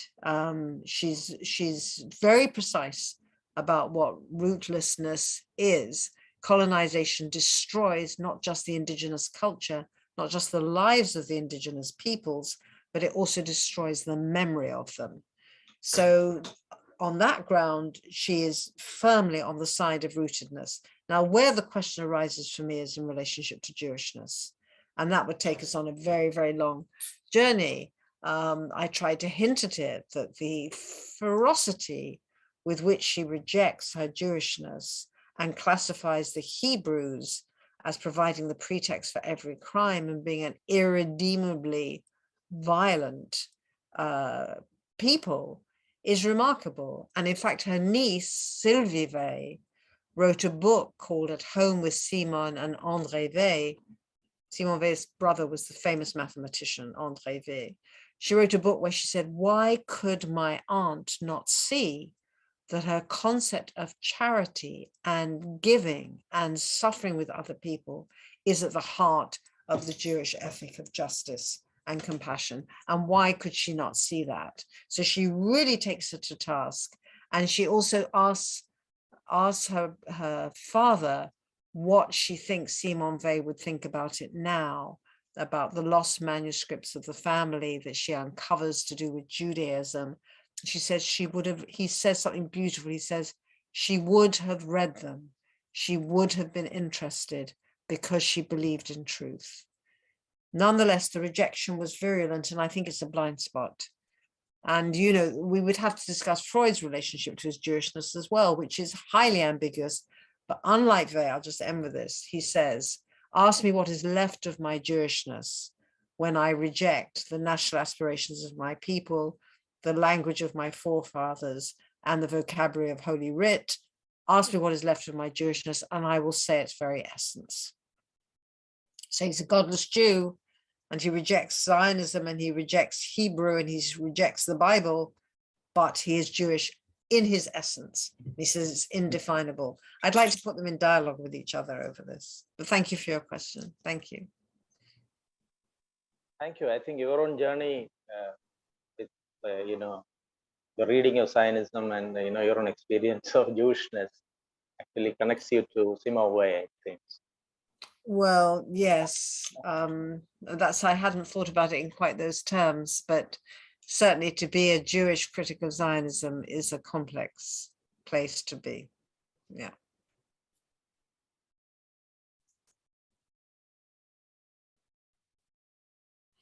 Dear participants, please unmute your audio and ask questions to Professor Jacqueline.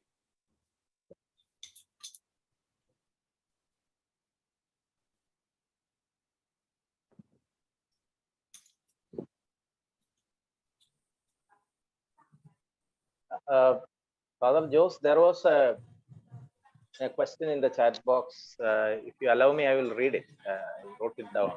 Can I read it for you? Yes, yes, yes, of course. Yeah, it's like this. What do you think is the role of morality in psychoanalytic work? Justice is subjective, despite consciousness being collective. That's the kind of work. I think that part, that what is the role of morality in psychoanalytic work, would be interesting to you.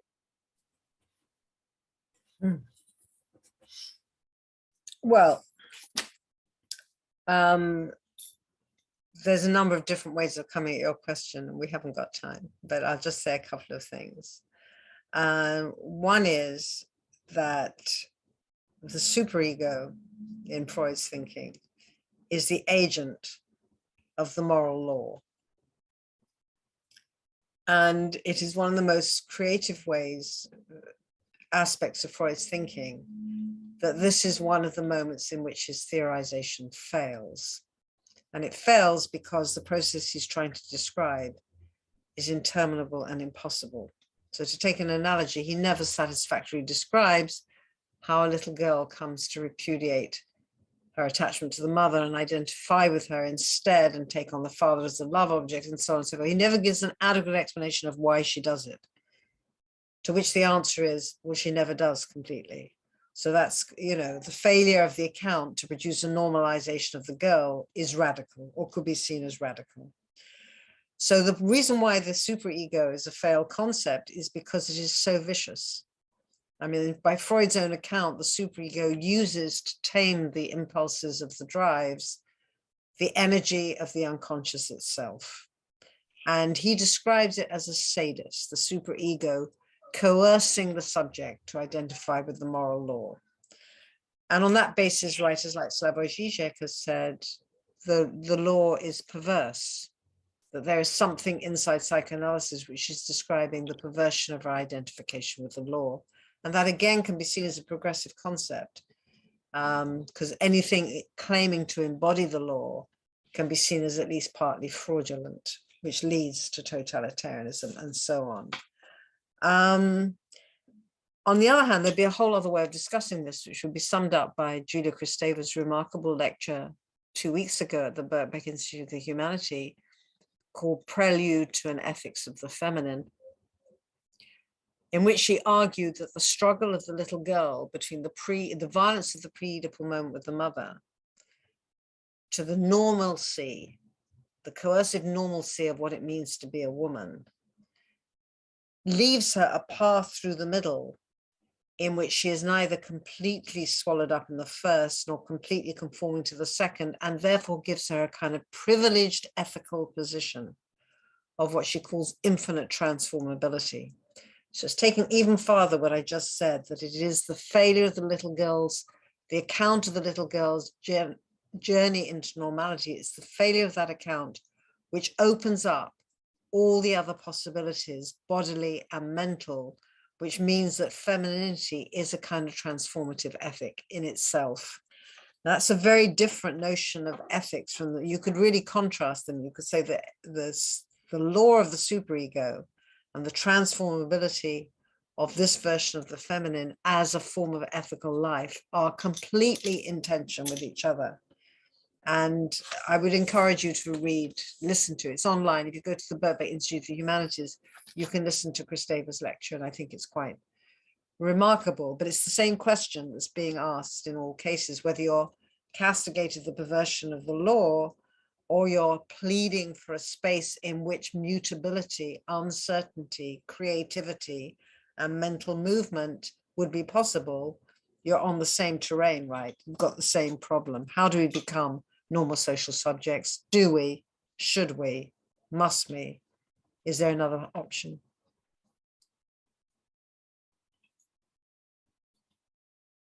Okay, thank you so much for that.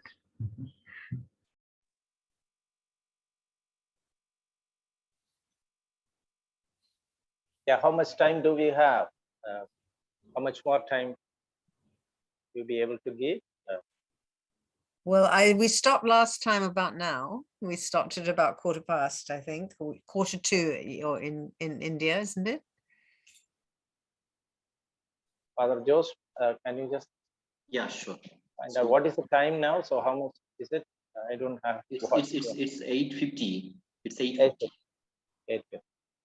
So now it's open for all the participants. So if there is anyone who wants to come up with a question, remark, an observation, and a query, you are welcome. We like to hear your voice, see you. We want to make it dialogical, democratic, open. Hello. Yeah, please. I would like to ask a question about she mentioned colonization not only destroys the nation, but the memory of the nation. So as a part of the post-colonial movement, there is a project called Decolonizing the Mind. There is a book written by Ngugi Thiong'o, famous Kenyan writer, titled the same, Decolonizing the Mind. How far it is effective to decolonize the mind of the colonized? Madam, please. The person to read is Frantz Fanon. Fanon, Right. yes. Well, Yes. Frantz Fanon is the person to read. I mean, that's what all his writing is about. And Mm. of course, I didn't hear the name of the writer. Did you say it was a Palestinian writer who'd written about No, decolonization? Kenyan writer Ngugi wa Thiong'o. Oh, of course, it's a famous book. Absolutely, yes, yes. Decolonizing the mind. Yes, I have that book. Yes, and I've used it in relationship to thinking about South Africa, for example. I mean, there's just a plethora of writing about this, and I mean, I think not only Frantz Fanon but Manganyi, who is the amazing South African clinical psychologist and doctor, who's written about his path through these questions. And I'm thinking something like David Marriott's book on being a Black man, on Black men, and so on. I mean, you're taking, and Achim Bembe's work, right? So, and Paul Gilroy. I mean, all I can do is quote back to the people who I find most creative in trying to think about this. It's a very, very difficult question, and because once you acknowledge the roots that colonization have struck down in the heart of the colonized and also the colonizer, then you're on a Hegelian path about recognition and slave and master and the undoing of the dyad. I mean, it's very, very tricky, but it's a great important moment to begin. The question is to ask about how these things are working at the deepest level, otherwise you'll get nowhere. So thank you for that. Thank you, ma'am. Thank you, ma'am. Thank you.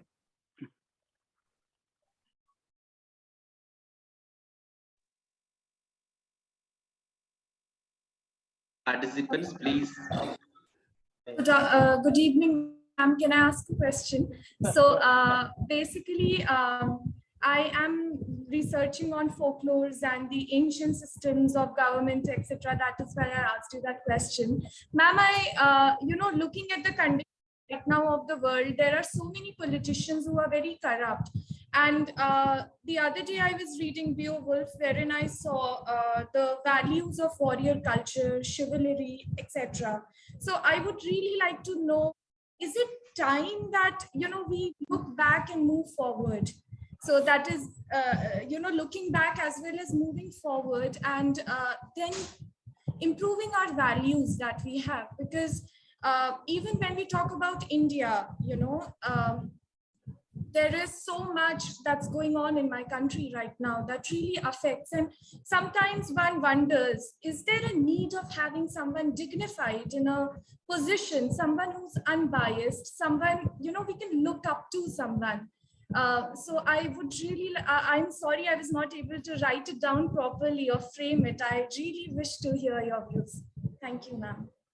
Okay, well, I didn't hear everything you said. I heard something about Dalit culture. I heard something about ancient governments, and something about looking back and moving forwards. I think, can you try and perhaps summarize what your question is? Because there's so many different strands leading out from what you said, and I would love to understand you a bit better. Yeah. Yes, hold on a second. Hold on. I told somebody I would be finished. I'll be right back. Hold on.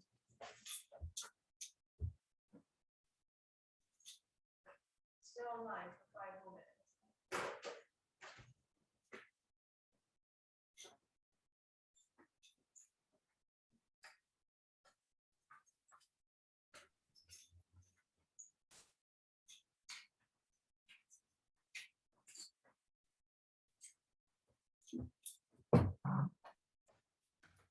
So sorry about that. Please, maybe that's given you a few moments, Shruti, to summarize your question. Yes, ma'am. Ma'am, so I'll just summarize it. I just want to know, how can we look back as well as move forward, looking at the corruption and intolerance that is rising in our society today? How can we take an inspiration maybe in academics? Academics could be the start of these things, like to institutionalize the folklores, etc., and taking the good from the past and applying it in the present, learning from our mistakes and moving forward in a very dignified way. That is what my question is. Okay. I very much like your word dignified here, because if there's one thing that's going on in British politics at the moment, it's the utter lack of dignity of Boris Johnson and the awfulness of watching someone behave in such a scandalous and ruthless and so self-pleased mode of performance. So I share your idea that we want someone who we can feel has a different kind of integrity in positions of power. And somebody who, you know, we go back to the beginning of my lecture on Simone Weil, when she talked about the demagoguery and the deification of death and the kind of, the, you know, I mean, the critique of the powers that be is something that I think has to be absolutely ongoing. And I would say that one of the places where that needs to happen is in universities. And for that reason, the assault on the humanities in the UK at the moment is at a higher level than it's ever been before, because the humanities are seen as the place, 1, non-vocational learning, 2, critical thinking, 3, decolonization, to go back to Suresh's question. I mean, basically, you know, universities are seen as a kind of cesspit of critical scrutiny, and therefore they're under attack. And I think that's very important. But I am going to have to stop now in a minute, but I just want to say one more thing, which is that your idea of looking back and moving forwards, I would say you have inadvertently touched on what psychoanalytic time is. So which is that you look back and you face what's happened and what you've done and what you've been feeling, because otherwise you will be stuck in the process of endlessly repudiating your own past.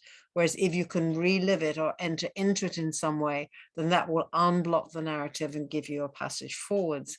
And it's summed up for me, and perhaps we can end with this, with Lacan's wonderful concept of the future perfect as being the tense of psychoanalysis. And what he says is the time of analysis is not the past of what I once was and am no more, because that would be repression.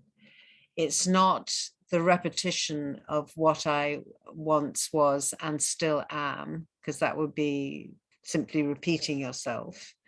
It's what I will have been for what I am in the process of becoming, what I will have been for what I am in the process of becoming. So neither repetition nor repression, but a modulated time where you go backwards and forwards in the same gesture, taking your past with you on the journey into a better future, or a more mobile or different future.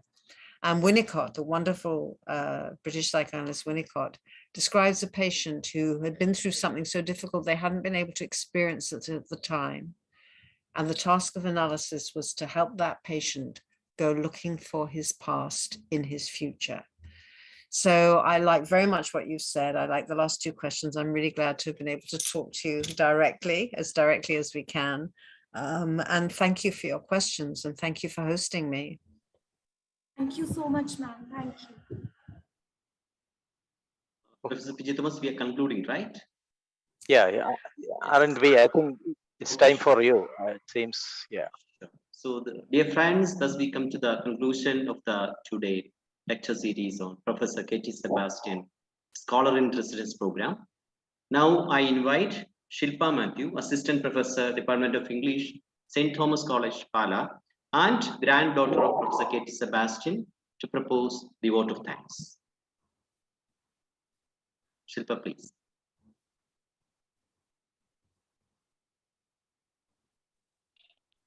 Am I audible, sir? Yeah, you are. Hello? Yes, we Am like I to, audible, sir? yeah, we like to see you also. Where are you? Okay. Unfortunately, I am not able to start my video. I don't know what's happening. I just can't start it. It's okay then. Okay. Okay, fine. So, good evening, one and all. I'm Shilpa Matthew, granddaughter of the late Professor K.T. Sebastian. I feel honored to be a part of this academic discourse, and I'm pleased to propose a vote of thanks. I believe we had a productive time by listening to the thought-provoking lectures delivered by Professor Jacqueline Rose. In today's session, Ms. Rose has indeed succeeded in juxtaposing Freud's thoughts on war and recognition and Simone Weil's concept of force. And she has also excogitated a critical path by examining the current adversities, events, along with literary concerns. I thank you, ma'am, for being with us and for instilling in our minds varied intellections in perspective of Freud, death, war, pandemic, and Simone Weil. On behalf of the family members of the late Professor Katie Sebastian, especially his wife, Lissy Sebastian, and his children, Shobi Matthew, Dr. Sojan K. Sebastian, Sheba Raju, and Shaija Matthew, I thank you, ma'am. Also, Thank you. I thank, Sorry. okay, yes, ma'am. Thank Also, you. I thank you, ma'am. Thank you, ma'am, for being the resource person of this program. Also, I thank the teachers and students of the Department of English of St. Berkman's College, especially PJ Thomas sir, for being a wonderful host and for his meticulous craftsmanship in organizing this two-day program. Lastly, I thank all the participants comprising teachers, students, research scholars, and well-wishers for taking an active interest in the deliberations and for your participation. Once again, thanking you all and wishing you good evening. Have a good day, ma'am. Thank you. Take care. Thank you to Program all has of come to you. an end. Thank you all. Thank you so much for having me. Thank you.